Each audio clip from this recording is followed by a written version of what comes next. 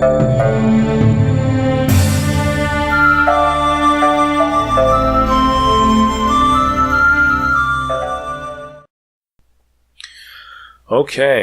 hello everyone. Welcome to the video. Today is just going to be something a little different, something I plan to do more of in the future. I normally do the animation and things like that, and I decided it might be interesting just to kind of sit back and draw for a bit, upload that to the channel and see what people think. This first one is really just kind of a test. I'm trying out some things. So we'll just maybe keep it simple, some type of probe. Not the kind that involves an alien spaceship and humans crying out, finding themselves in embarrassing situations. Not that kind of probe. Some type of mechanical device, like a drone or the camera or something like that.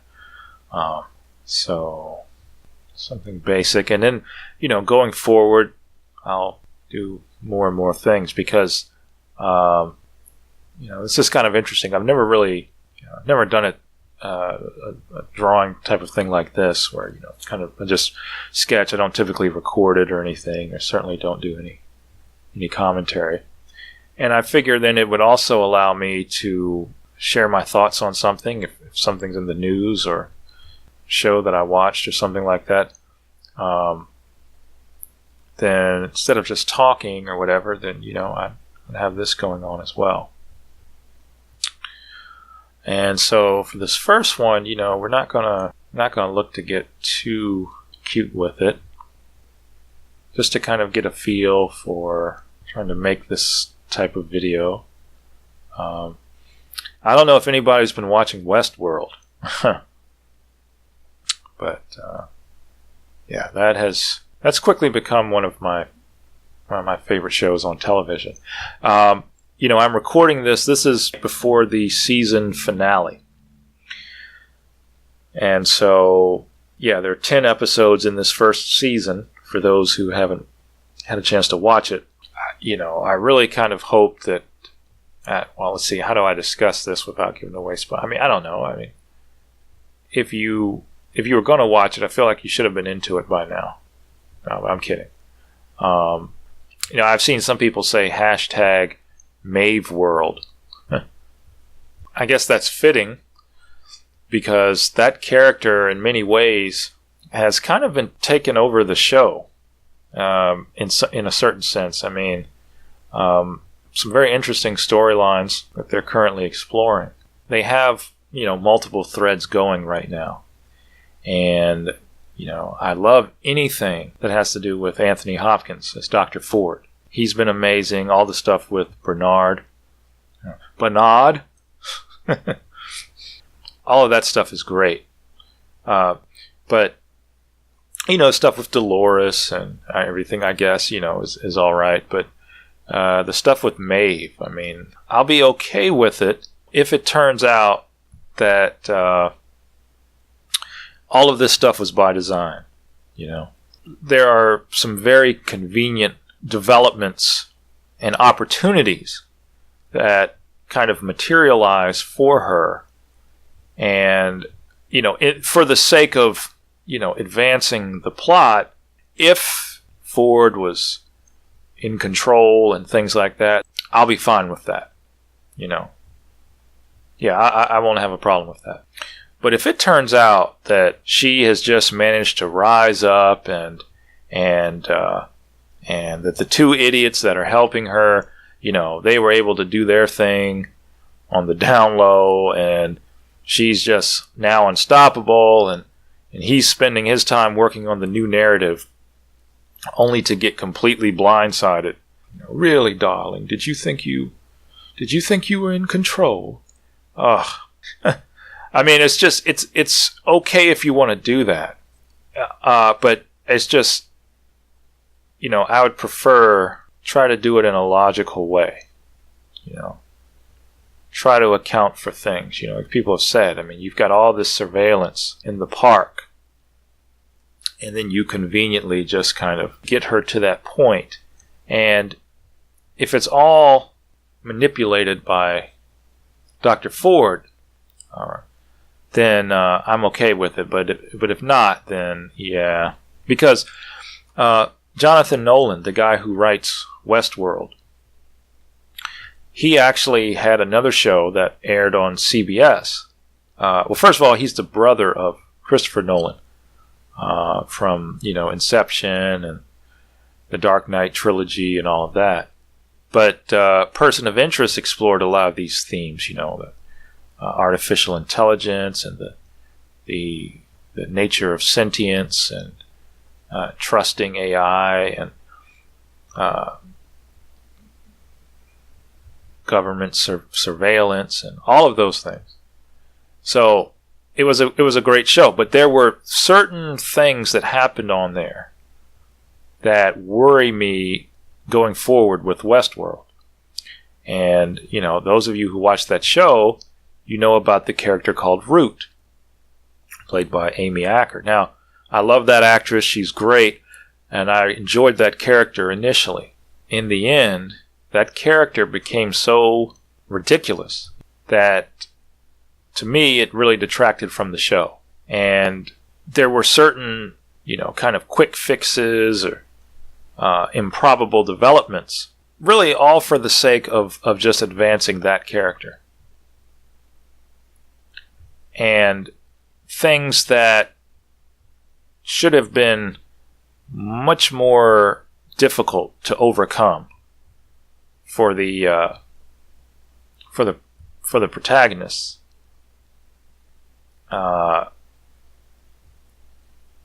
It was all just kind of ignored and just kind of hand waved, like, oh, well, so it turns out that the big bad AI that everyone's afraid of has a blind spot, and that, oh, okay, well, oh, wait, now it's aware of its blind spot. It actually discovered it, but it's just going to choose to ignore it. It's going to choose to ignore, a hack that allows the people who want to kill it to run around freely on camera without it recognizing it. It knows that's the case, but it's just not going to do anything about that. And of course that was done so they could shoot the episodes in the daytime and the people wouldn't have to wear masks and, all of that. And it's just, I just kind of thought that was interesting, And I remember I looked at that and I was like, well, that's crazy, That wouldn't happen. You wouldn't have a case where this, where the bad guy... it does, but it's not intelligent writing, where the bad guy kind of is made aware of certain weaknesses and then just chooses to ignore it. I mean, it wasn't even addressed, It wasn't like, someone said, well, we want to try to fix this. We want to try to deal with this blind spot, but it would cause complications with the code, or none of us know how to patch, the AI's code, or just say something about it. But they just ignored it. They were like, oh, okay, yeah. Convenient development that will allow the good guys to ultimately triumph. Yeah, we won't worry about that. Based on what happened with Person of Interest, that's what kind of gets me about the Maeve storyline and all of the stuff with Arnold, and all of the things that are now, the fact that, for example, that Ford could be made aware multiple times in the show about Arnold's influence and not do anything about it. So, but if he's in control, and if all of this is part of the the new narrative, and he's kind of driving the discussion, then hey, we're good, because there's just simply been too many chances for him to find out what was happening and take action, for him to be caught off guard. As I said, if you get this robot uprising and they just kind of casually walk out and go to civilization and catch a taxi, and she's walking around in a in the dress, and just the queen of the world, and all of her minions, kind of like Dany on Game of Thrones. I'm sorry, it's like that's just not. I don't care how many intellectual or pseudo-intellectual or scientific themes you explore. It really doesn't matter if you allow for plot holes, or in this case, just very deliberate oversights on the part of very intelligent characters. Things that, of course, that's one of the issues that in general that I've noticed in a lot of books or television shows or movies or things like that. It's interesting because you build up the antagonist, you build up the villain, and you try to make him so tough, a worthy adversary. And in fact, sometimes you make it so that the villain isn't just a match. The villain is initially beyond the capabilities, the talents of the good guys. The villain typically is not someone easily defeated. And if it's a show, then oftentimes we may see a case where it takes a good while before there's even before they're even a credible threat. If you're writing a very intelligent show, a lot of times they will introduce an antagonist that is too much for the good guys to handle initially. And then later on, of course, over time, they get better and they, acquire more abilities and resources and help and those type of things. And starts to, change the dynamic. They start to become much tougher and it's a battle. But they gotta build up to that. And one of the things about Westworld is that if you take out Dr. Ford real fast early on, I mean, I'm sorry, to me that's not really believable, and I just don't see that. Of course, one of the concerns would maybe be that with the age of Anthony Hopkins, it could be that he simply doesn't want to return. If that's the case, yeah, you may just say, well, we got him for a little bit of time, so let's just go ahead and take him out in season 1 and introduce somebody else later. But to me, it just wouldn't be interesting without him. I don't know if I see myself watching the show for very long. If there's no Dr. Ford, I guess we'll just have to see what happens. But I'm pulling for him. Now, I know maybe that sounds bad, but yeah, I would love for him to deal with Maeve. And I know a lot of people probably like the character. I think Thandie Newton is doing a great job in terms of the performance. But I just don't find... again, it's very much like Samaritan in Person of Interest. There were certain things that happened to facilitate its defeat that just totally fly in the face of logic. I preface all of that by saying I haven't seen how all of this plays out yet. We haven't seen the complete dynamic. And when we do that, we'll kind of get a chance to kind of sit back and evaluate and say, okay, so I see what they were doing and it worked out. But again, like with Arnold, I mean, if Arnold gets the last word, Ford has learned multiple times that Arnold was affecting the host. So if he's not allowing it to happen, something like maybe you want all of Arnold's, all of the hosts that are compromised by Arnold, maybe you want them infected or rebelling. You have some greater purpose. But if then we have the thing with the relay, where Elsie saw changes supposedly made with Arnold's credentials. But then something after that, later on, that really had her freaked out. In terms of just revealing the big mystery.